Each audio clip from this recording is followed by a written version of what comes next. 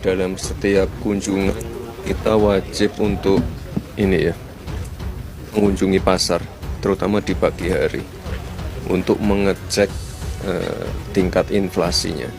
Untuk mengecek tingkat inflasinya, saya agak mengernyitkan dahi itu, maksudnya mau ngecek inflasi ke pasar ini maksudnya gimana begitu itu.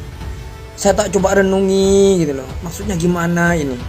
Apakah ini teori tingkat dewa ya dari Pak Wapres ya? Aduh, akhirnya karena saya juga nggak connect, nggak dong apa yang dimaksud Pak Mas Wapres ini, saya baca komentar-komentarnya netizen. Masya Allah, dengan statementnya Pak Wapres begini, netizen ini kayak berterima kasih begitu loh.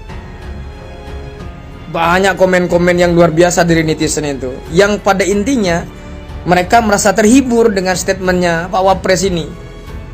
Ada yang ketawa, ada yang mesem-mesem, ada yang cekikikan, ada yang sampai pipis-pipis di celana katanya, karena saking lucunya statementnya Pak Wapres ini. Inflasi pasar atau kenaikan harga pasar itu kan dikendalikan jauh sebelum barang dagangan itu sampai ke pasar, harusnya. Nah, ini merupakan tugas dari Menteri Perdagangan atau Wamennya. Kenapa di saat negara ini kedatangan tamu kenegaraan dan juga kunjungan kenegaraan, Wapres tidak mendampingi sang presiden? Apalagi Wapres saat ini terlihat jelas terpampang nyata lulusan luar negeri, muda berkarya, SDM tinggi, mumpuni, generasi muda. Pertanyaan saya itu, ya, nggak usah perlu dijawab, karena kita tahu kenapa Pak Prabowo itu memilih Mas AHY. Yang pertama, sisi SDM, mana yang karbitan, mana yang mateng pokon, itu kan terlihat di sini. Wakil Presiden Gibran meninjau langsung aktivitas perdagangan di Pasar Rogo Jampi, Kabupaten Banyuwangi. Kunjungan ini merupakan bagian dari komitmen pemerintah Kunjungan ini merupakan bagian dari komitmen pemerintah dalam memperkuat peran pasar tradisional sebagai pilar ekonomi kerakyatan dan pengendali inflasi daerah. Kunjungan tersebut, Wapres menyapa para pedagang, mengecek kondisi los, dan meninjau berbagai fasilitas pasar. Ia juga meninjau kondisi fisik bangunan yang telah maupun belum direnovasi untuk menilai langsung efektivitas pengelolaan infrastruktur pasar. Nah, langkah ini selaras dengan arah kebijakan Prabowo Subianto yang menekankan pentingnya membangun kemandirian ekonomi nasional. Salah satu pendekatan utamanya adalah dengan memberdayakan kekuatan rakyat kecil, termasuk pelaku UMKM dan pasar rakyat, sebagai sentra aktivitas ekonomi lokal. Gibran juga menegaskan bahwa setiap kunjungan kerja ke daerah wajib dimanfaatkan untuk mengecek kondisi pasar dan harga komoditas pokok. Ia menyebut pemantauan langsung menjadi langkah penting dalam menjaga stabilitas harga dan inflasi.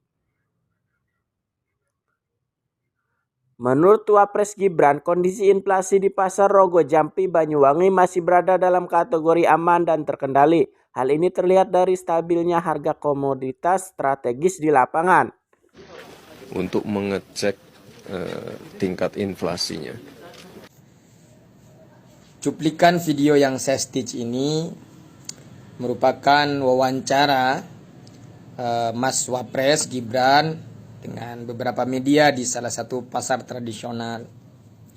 Ia menyampaikan bahwa ia ketika melakukan kunjungan kerja harus ke pasar-pasar tradisional, khususnya di pagi hari.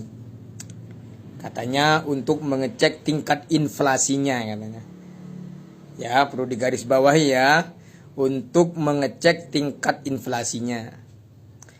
saya agak mengernyitkan dahi gitu. Maksudnya mau ngecek inflasi ke pasar ini maksudnya gimana begitu itu.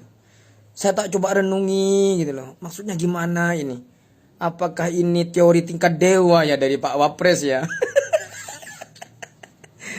Aduh, akhirnya karena saya juga nggak connect, nggak dong apa yang dimaksud Pak Mas Wapres ini, saya baca komentar-komentarnya netizen. Masya Allah. Dengan statementnya Pak Wapres begini, netizen ini kayak berterima kasih begitu loh. Banyak komen-komen yang luar biasa dari netizen itu, yang pada intinya mereka merasa terhibur dengan statementnya Pak Wapres ini. Ada yang ketawa, ada yang mesem-mesem, ada yang cekikikan, ada yang sampai pipis-pipis di celana katanya karena saking lucunya statementnya Pak Wapres ini. Katanya ada yang bilang bahwa ini adalah teori tingkat dewa. Teori ekonomi tingkat dewa, mengecek inflasi ke pasar katanya.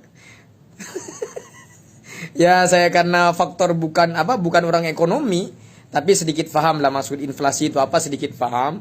Ya cukup tersenyum gitu.